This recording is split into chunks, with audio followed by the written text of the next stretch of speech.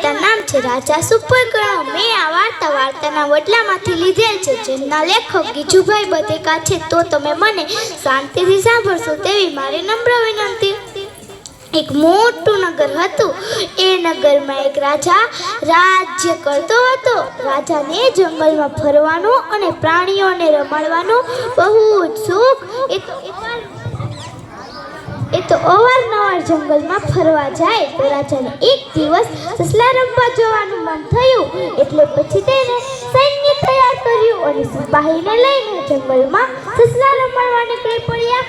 જંગલમાં પહોંચીને રાજા સસલા રમાડવા લાગ્યા। સસલા રમતા રમતા રાજાના હાથમાંથી એક હથિયાર છૂટી ગયું અને સસલા રમતા રમતા તેમાંથી એક સસલાને વાગી ગયું। સસલું તો ત્યાં ને ત્યાં જ બેભાન થઈ ગયું। આવું થવાથી જાણે બધા જ સસલા ડરી ગયા હોય એમ ચૂપ થઈને બેસી ગયા અને જાણે પાપ લાગ્યું હોય એમ રાજાના કાન મોટા સુપડા જેવા થઈ ગયા। આ ઘટના બન્યા પછી રાજા તો વિચારમાં પડી ગયા કે હવે શું કરવું। તેને અંધારું થવાની રાહ જોઈ અને જંગલમાં રહ્યા। જેવું અંધારું પડ્યું તેને રાતના અંધારામાં ચૂપચાપ મહેલમાં ઘૂસી ગયા અને તરત જ પ્રધાનને બોલાવ્યા। પ્રધાનને બોલાવીને તેની સાથે જંગલમાં થયેલી હકીકત જણાવી અને કહ્યું, પ્રધાનજી, તમે હમણાં આ વાત કોઈને કહેશો પણ નહીં અને હમણાં મારી પાસે કોઈને આવવા પણ દેશો નહીં। પ્રધાને રાજાની આજ્ઞાનું પાલન કર્યું, પણ રાજાની વાત કોઈને ન કહેવાથી તેને પેટનો દુખાવો શરૂ થયો। પ્રધાન સમજી ગયા કે મેં રાજાની વાત કોઈને કીધી નથી, એટલે મને પેટનો દુખાવો પડ્યો છે।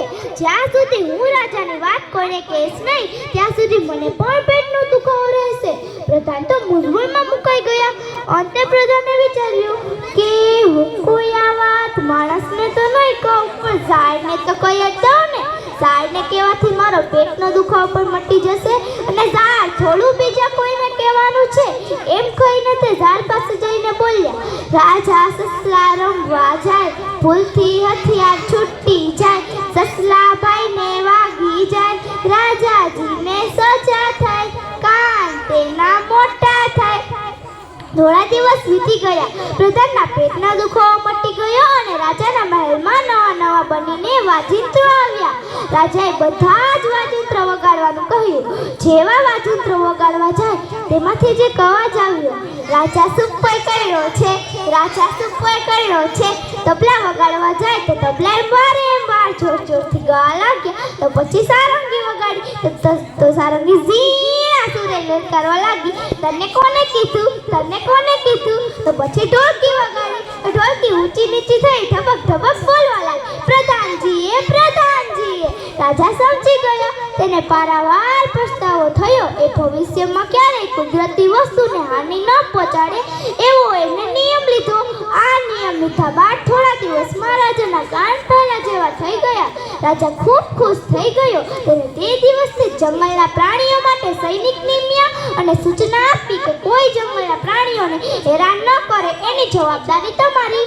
મારી વાર્તા પૂરી। બોધ, આ વાર્તા પરથી આપણને એ બોધ મળે છે કે ક્યારેય કુદરતી તત્વો તથા પ્રાણીઓને હાનિ પહોંચાડવી જોઈએ નહીં। અસ્તુ છે।